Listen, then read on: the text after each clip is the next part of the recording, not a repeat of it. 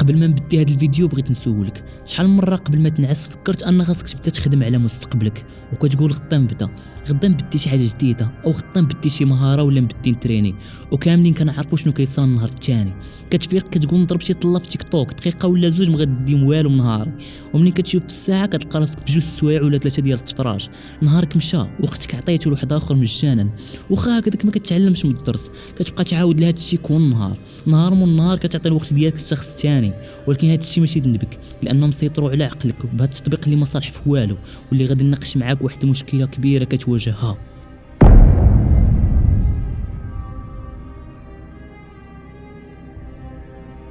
تيك توك برنامج بان مزيان او تشهر في 2018 واللي كيشوفوا اول مره كيبان ليه تطبيق عادي ولكن انا غادي نحكي لك شنو هو التيك توك بالضبط. التيك توك هو عباره عن البروباغندا والبروباغندا هي عباره عن محاوله تاثير على عقل الانسان وكتبرمجو على حاجه وحده اوتوماتيك بلا ما يحس وكتصيفط داك الشيء على شكل افكار صحيحه وبدون مغالطات.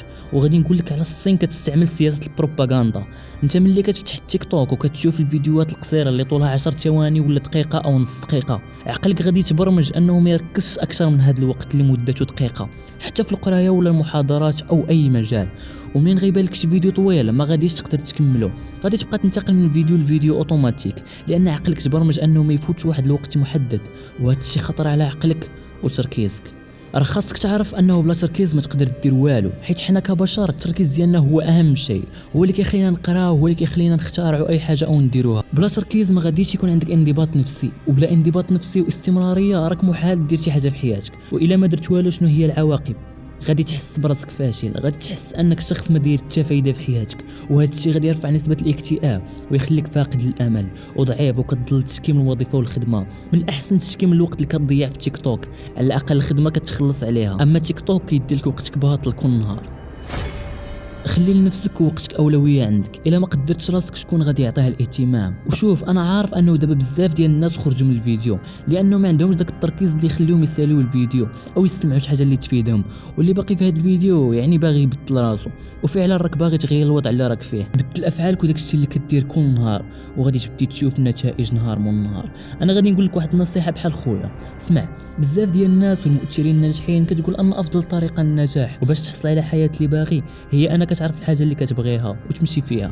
وانا هنا كنختلف معاهم لان كاع الناس كتعرف شنو باغيه وكتعرف شنو اللي يفيدها. ثق بيا راه حتى واحد ما غادي يقرب للنار لانها غادي تحرقه. اذا ركز معايا في هاد الكلمات مزيان اللي غادي نقول. القرارات الصحيحه مفيده الا استمريت فيها وهذه هي الحقيقه. تقدر تكون انت اكثر شخص واعر في الحياه ممكن تكون اكثر شخص يعرف يتخذ القرارات في هذه الحياه لكن الا ما كملتش في هذه القرارات شنو استفدت؟ على سبيل المثال كاع الناس كتعرف ان الصلاه ضروريه وان الصلاه مفيده. الصلاه غادي تنقذك في الاخره ولكن بزاف ديال الناس ما كيصليوش. كاع الناس كتعرف بان الاكل السريع مضر بالصحه واخا هكذاك كياكلوه كذلك الرياضه الى اخره. ثق بيا الا كنت صاحبي سير وخدم على راسك ما كنقولكش يعني ضرب تماره انا كنعني بالخدمه على نفسك تشبع بمعارف وبمهارات اللي يخدموا عليك مستقبلا.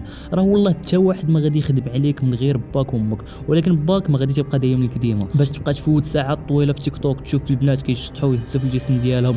حرام تضيع الوقت ديالك في داك الشيء. اللهم خدم على راسك وطور من راسك حسن انت قيمتك كبيره باش تضيعها في تيك توك. عارف ان هذا الكلام اثر فيك ولكن هذا الشيء غير تحفيز كما قلت في الاول الاستمراريه هي كل شيء. كان معكم يوسف سلام.